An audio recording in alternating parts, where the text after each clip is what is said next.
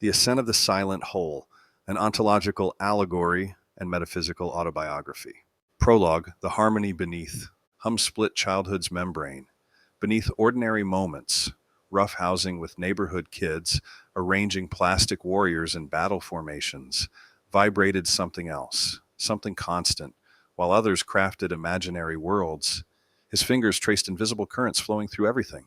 Economic tides, social fault lines, human patterns pulsing beneath the surface of what others called reality.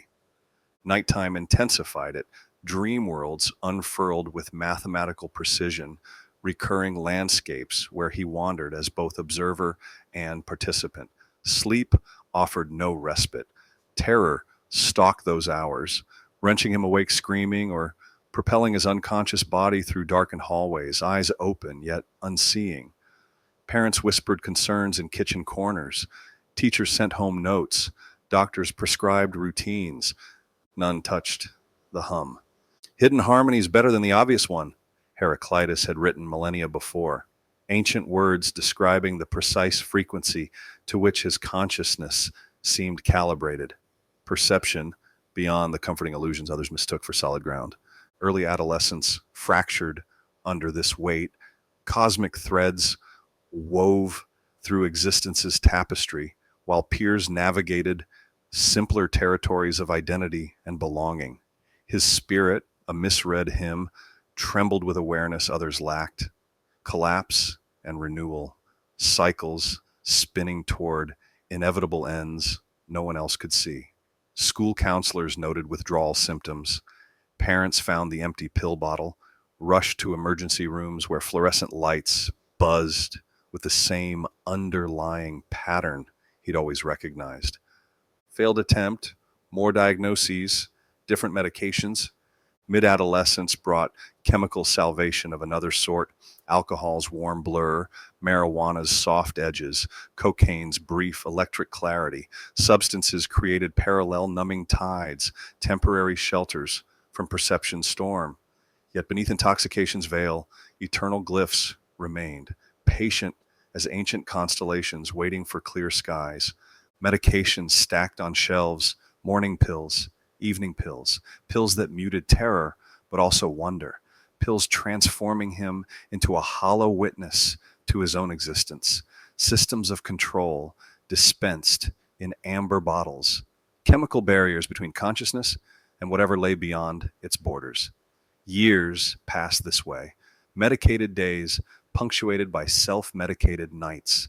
Psychedelics occasionally ripped holes in this carefully constructed dam, flooding his awareness with everything he'd tried to hold at bay. Adulthood arrived without ceremony. Visions intensified despite pharmaceutical walls. Interconnected systems revealed themselves with merciless clarity. Economic structures balanced on impossible foundations. Social orders maintaining precarious equilibrium, human civilizations repeating ancient patterns, building toward inevitable collapse before renewal could begin. Information cascaded through every sense, overwhelming yet familiar as his own breath, and memories surfaced. Childhood's first awareness of the hum, adolescence's desperate attempts to silence it, countless therapists attempting to categorize what could not be contained. Society had declared him broken, disordered, requiring correction or containment. Perhaps his poverty was not lack, but receptivity, an emptiness filled with perception beyond ordinary limits. Somewhere on a distant hillside, words had once floated over confused disciples. Blessed are the poor in spirit, for theirs is the kingdom of heaven. His emptiness suddenly reframed not as deficiency, but potential. Vessel hollowed precisely to hold what others could not bear to see. Spring afternoon, rain tapping window glass, decision crystallized in sudden clarity, pharmaceutical bottles emptied into toilet water, white tablets dissolving into spirals, alcohol poured down kitchen sink, cannabis flushed away, final tabs of acid torn to confetti. Conscious choice to experience unfiltered reality with all its terror and beauty intact. Day by day, senses recalibrated. Morning sunlight acquired almost unbearable intensity.